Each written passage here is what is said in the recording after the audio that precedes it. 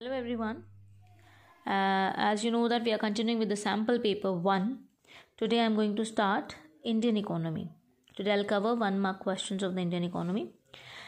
Question number 18. Name any 2 taxes which were subsumed in GST.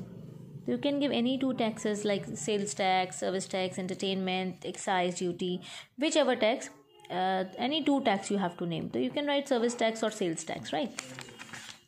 Come to the next question, next part.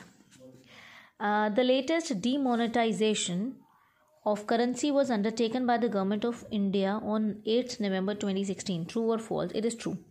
Because the latest demonetization was done on the November 8th, 2016 only.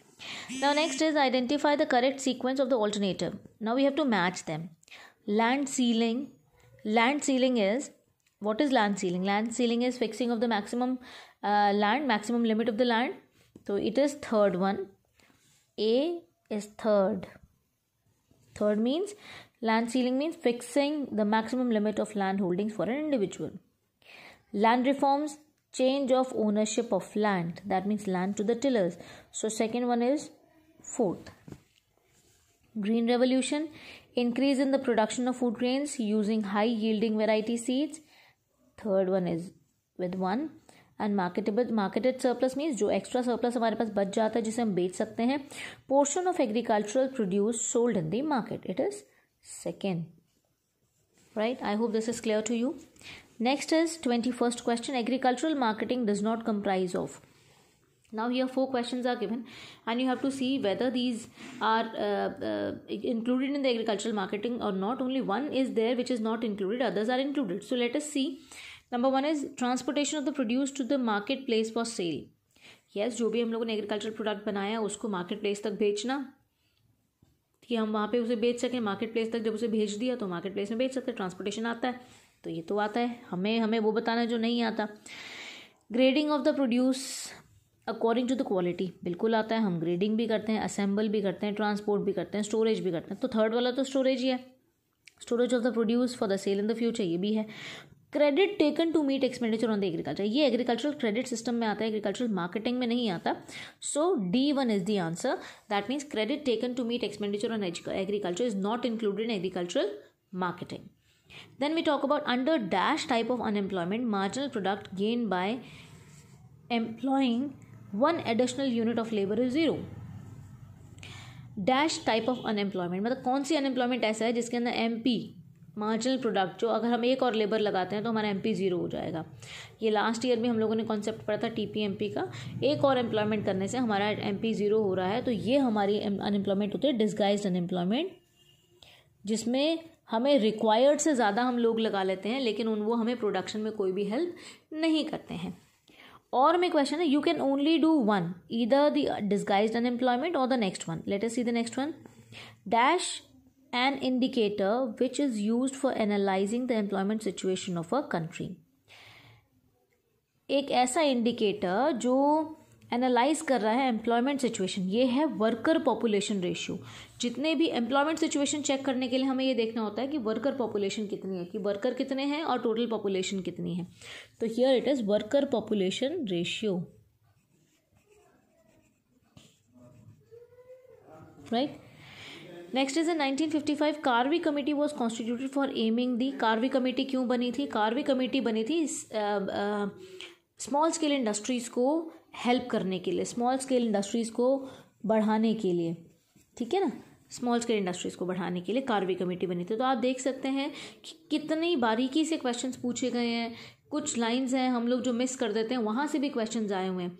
तो dear ones, you have to pay very attention. You have to read each and every line of the book of NCERT so that अगर किसी भी line से कोई भी question आता है तो you are able to answer it. Right. Next is identify the correct sequence of alternatives in column 2 by matching them with the respective terms in column 1.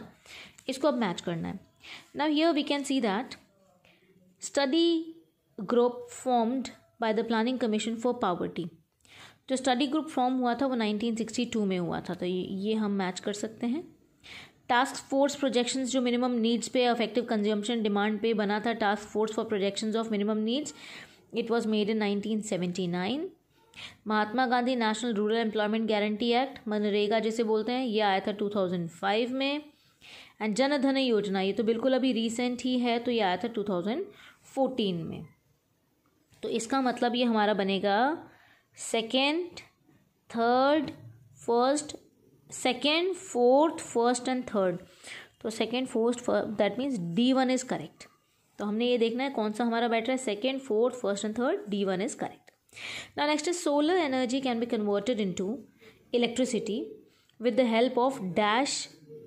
अब किससे सोलर एनर्जी को हम कन्वर्ट करते हैं, फोटोवोल्टाइक सेल्स। देखो photovoltaic sales उस plate के अंदर होते हैं और वो सेल्स क्या करते हैं, सोलर एनर्जी को अपने अंदर कैप्चर कर लेते हैं, जिसे वो एनर्जी के अंदर बाद में कन्वर्ट करते हैं। So these are photovoltaic cells. Now next come to 2 questions are more left. Arrange the following events of the China in chronological order.